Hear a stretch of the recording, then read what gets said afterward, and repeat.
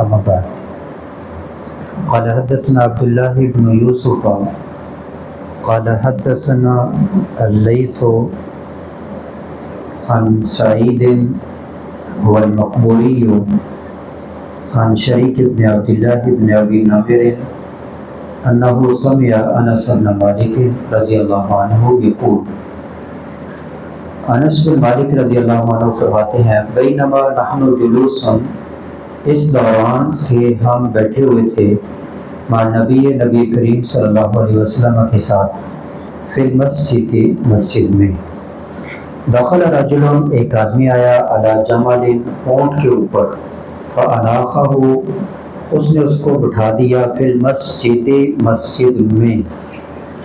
ثم اقلہ پھر اس کے گھٹنے کو باندھ دیا، ثم قال لهم پھر صحابہ سے کہا ایکم محمد، تم میں کون محمد ہیں صلی اللہ علیہ وسلم، والنبی اور اس حال میں کہ نبی کریم صلی اللہ علیہ وسلم متکئ ٹیک لگا کر بیٹھے ہوئے تھے، بین ظہرانیہم ان کے درمیان، صحابہ کے درمیان آپ ٹیک لگا کر بیٹھے ہوئے تھے، فقلنا ہم نے کہا ھذا الرجل الابیض المتکئ، یہ خوبصورت آدمی ٹیک لگائے ہوئے، الابیض کا معنی سفید خوبصورت، متکئ ٹیک لگائے ہوئے۔ یہاں سے معلوم ہوا کہ جب وہ مجلس بیٹھی ہوئی ہو اور جو معزز آدمی ہو تو اس کے پاس تکیہ اور وہ تکیے کے ساتھ ٹیک لگا کر بیٹھے، اور یہ مصنون ہے۔ فقال له الرجل، آدمی آیا اس نے کہا ابن عبد المطلب، اے ابن عبد المطلب، فقال له النبی، نبی کریم صلی اللہ علیہ وسلم نے کہا قد اجبتک، جی میں حاضر ہوں، بتاؤ کیا بات ہے۔ فقال الرجل للنبی، اس آدمی نے نبی کریم صلی اللہ علیہ وسلم سے کہا انی سائلک، میں آپ سے سوال کرنے والا ہوں، فمشدد علیک، اور میں آپ پر سختی کروں گا، پھر مسئلہ کے سوال میں، سوال کرتے ہوئے سختی کروں گا، فلا تجد، نہ آپ غصے کرنا، غصے ہونا، علیہ مجھ پر، فی نفسک، اپنے دل میں میرے بارے میں غصہ نہ کرنا، میں سوال کو سختی والے کروں گا یا سوال میں سختی اختیار کروں گا۔ فقال آپ صلی اللہ علیہ وسلم نے فرمایا سل، سوال کرو، اما جو بدا ظاہر ہو لکا، آپ کے لیے، یعنی آپ نے جو سوال کرنے ہیں کرو۔ فقال اس نے کہا اسألک، میں آپ سے سوال کرتا ہوں، بربک ورب من قبلک،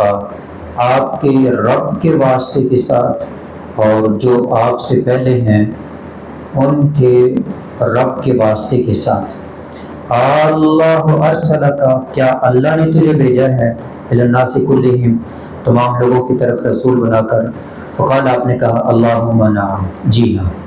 قال اس نے کہا انشدک، میں آپ کو واسطہ دیتا ہوں، باللہ، اللہ کا، اللہ امرک، کیا اللہ نے تجھے حکم دیا ہے، ان نصلی، کہ ہم نمازیں پڑھیں، الصلوات الخمسہ، 5، فی اليوم واللیلہ، دن اور رات میں۔ قال آپ نے کہا اللہم نعم، جی ہاں۔ قال اس نے کہا انشدک باللہ، میں اللہ کا واسطہ دے کر کہتا ہوں تجھے، اللہ امرک، کہ اللہ نے تجھے حکم دیا ہے، ان نصوم، کہ ہم روزے رکھیں، ھذا الشہر، اس مہینے کے، رمضان کے، من السنۃ، سال سے۔ قال آپ نے کہا اللہم نعم، جی ہاں۔ قال اس نے کہا انشدک باللہ، میں تجھے اللہ کا واسطہ دیتا ہوں، اللہ، کیا اللہ نے، یہ جو لفظ اللہ اصل میں ہے کیا ہے، اصل میں کوئی بتائیے؟ ہاں، اللہ، تو شروع میں ایک حمزہ، حمزہ استفہام ہے، اور دوسرا حمزہ، حمزہ ال کا ہے، تو دو حمزہ اکٹھے ہو گئے، دوسرے کو الف سے بدل دیا، الف کو مد کی صورت میں اللہ ایسے لکھا جاتا ہے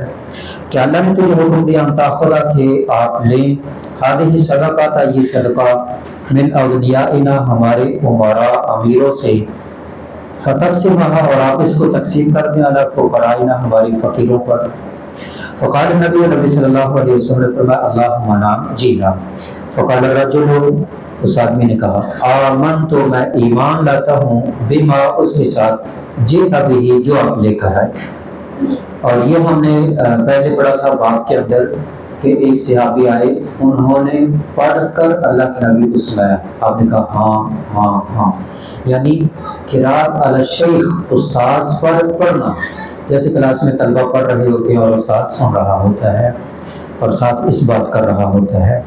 اس نے کہا میں ایمان لاتا ہوں، وانا رسول من ورائی من قومی، اور میں قاصد ہوں جو پیچھے ہیں میری قوم سے، یعنی میں اپنی قوم کو بھی جا کر یہ دعوت دوں گا، ان کا نمائندہ بن کر جاتا ہوں۔ یہاں سے معلوم ہوا انسان کے بعد جو علم آئے وہ آگے بھی پہنچے۔ وانا زمام بن ثعلبہ، میں زمام بن ثعلبہ ہوں، اس صحابی کا نام ہے زمام بن ثعلبہ۔ اخو بن سعد بن بکر، آگے سند ہے، رواہ موسیٰ و علی بن حمید عن سلیمان عن ثابت عن انس عن نبی صلی اللہ علیہ وسلم بہذا۔ تو یہ حدیث ہماری جو لمبی حدیث ہے مکمل ہوئی۔ اس میں باب کے متعلقہ یہ بات ہے جو پہلے بیان کر دی کہ طالب علم حدیث پڑھ کر استاد کو سنائے، اور اس میں خاص طور پر جو باتیں بیان ہوئی وہ نبی کریم صلی اللہ علیہ وسلم رسول ہیں، آپ نے 5 نمازیں پڑھنے کا حکم دیا، اور رمضان کے روزے رکھنے کا حکم دیا، اور زکوٰۃ کا حکم دیا، امیروں سے لے کر غریبوں کے درمیان تقسیم کر دی جائے۔ اور یہ زکوٰۃ کا ایک ایسا مسئلہ ہے، اگر آج ہی